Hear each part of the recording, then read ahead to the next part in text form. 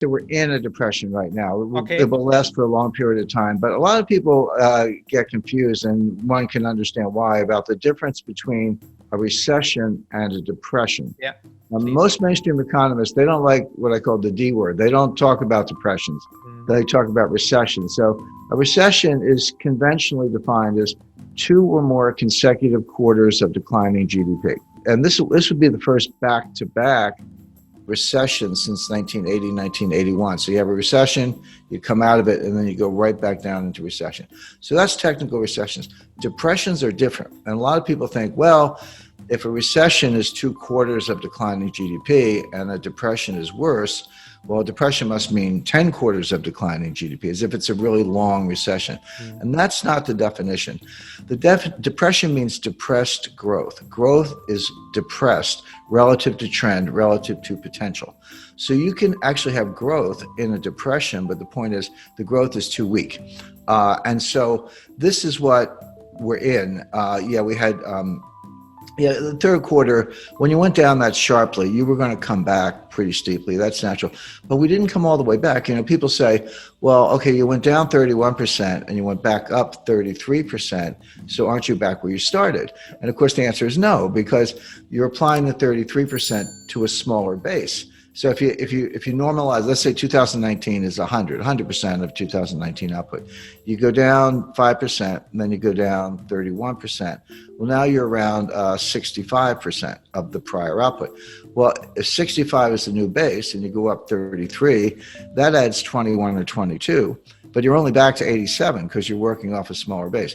Even if you have, in my example, 10% growth in the fourth quarter of 2020, it's 10% of 87, so add on 8 more. You're only back to 95. So a simple way to understand it, you fall into a 50-foot hole, you climb out 20 feet. Well, that's good climbing, but you're still in the hole. You're not back to where you started. But a better comparison is maybe Japan. I would say Japan has been in depression since 1990. Yeah. Now, it doesn't mean, now they had growth and recessions and growth and recessions. You can have 2 or more recessions in a depression with periodic growth. But the point is, you never get back to the old potential. I mean, a good example, the Japanese stock index, the Nikkei index, in New Year's Eve 1989, it was 40,000. Today, 30 years later, it's about 28,000. But okay, it came off the bottom, but it never made it back to the prior high. It'll never be. Oh, I think that's right. It may never be. And another example, in October 1929, the United States stock market crashed, a very famous crash, but it lasted for 3 years. And when it bottomed in 1932, it was down 89.2%, almost 90%. That's what a stock market crash looks like. But then you ask people the next question, say, well, when did it get back to the 1929 high? How long did that take? The answer is 1954. It took 25 years to get back to where. Now, it doesn't mean you couldn't make money in the meantime. You could have bought the low in 1932 and made money in 1933. But that's what depressions look like. That's the kind of thing we're in. This will be intergenerational. The effects of this will last for not 30 months, but 30 years. Wow. And there's very good evidence to back that up.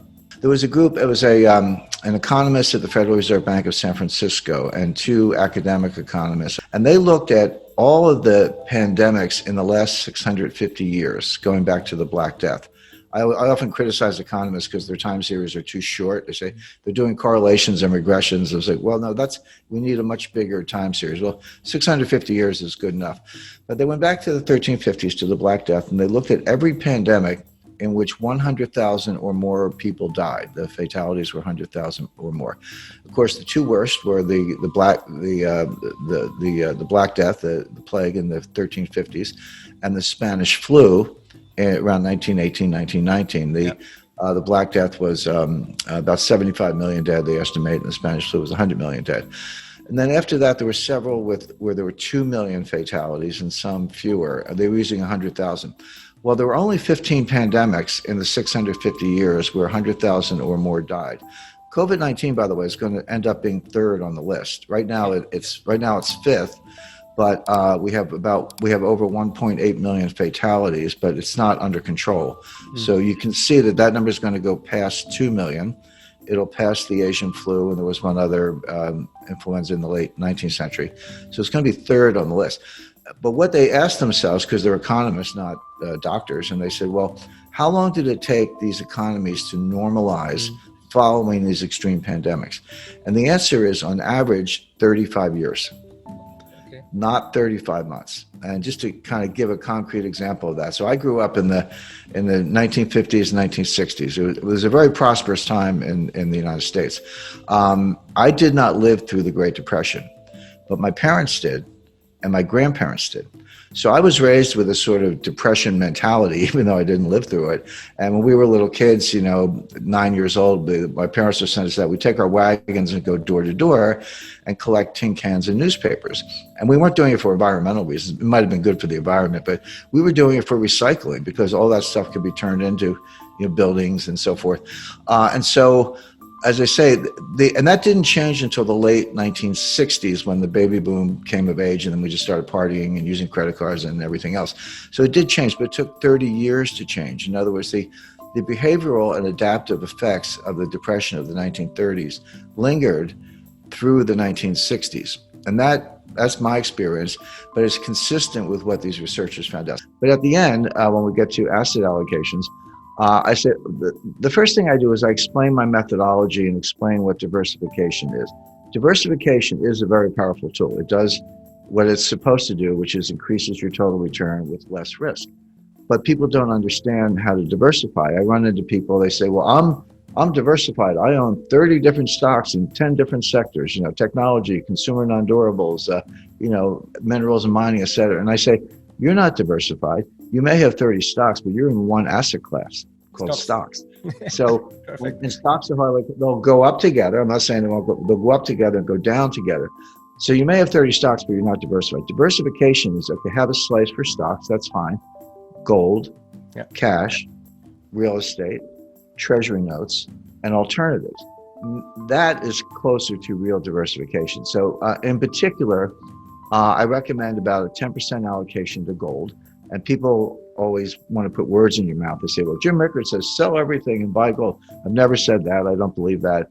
But a 10% allocation, I think, is right. That will, if there is extreme inflation, that will produce gains that are so large, they'll kind of insulate the rest of your portfolio. So you're protected that way. And if there's a loss of confidence in the dollar or some kind of currency collapse, again, gold will do very well. I also recommend 10-year treasury notes, or for the German investor, bonds, 10-year bonds. And the reason for that is, first of all, they're high credit, they're liquid, but interest rates are going to go lower, which produces capital gains. It's a little bit counterintuitive. People don't understand bond math, but it's pretty simple. If interest rates go down, the value goes up. So as interest rates go down, you're getting more capital gains. So we have a lot of, very smart, very prominent people in the United States, Jeff Gundlach, Bill Gross, Dan Isaacson at PIMCO, and others who say, the interest rates are too low. This is the greatest bond market bubble in history. Short the bond market, et cetera. One by one, they've been carried off feet first. They've been wrong about that. And the reason is they confuse real rates and nominal rates. So nominal rates, that's the rate you see on television or when you look at a screen. That's the nominal rate. But the real rate is the nominal rate minus inflation. And the problem is nominal rates are low. That's true, but real rates are not low. I borrowed money in 1980 at 13%. That was my first mortgage. My mother cried because her first mortgage was 2%. But I said, Mom, I'm borrowing at 13%, but inflation was 15%. So my real rate was -2. Plus taxes were 50%, 50, and my interest was tax deductible. So I got a tax benefit on the money I was paying of 50% on the 13%. So that's another 7%, 7.5%. So my after-tax rate, after inflation, after taxes, my real rate was -8. So I was borrowing at 13 nominally, but my real rate after taxes and inflation was -8. That's a low real rate. But the point is that that's where we have to get to. If you want to stimulate the economy and borrowing and lending and spending and investment, et cetera, you have to get real rates much lower than they are right now. Well, we're not getting inflation. Eventually we may, down the road we may, but not now. Deflation is a greater danger. So if if inflation is declining, we're getting disinflation and deflation, and the nominal rate is here. How low does the nominal rate have to go to get to a negative real rate? Well, it's got to go negative. It's got to go maybe -2 or -3. That will produce enormous capital gains for the bondholders.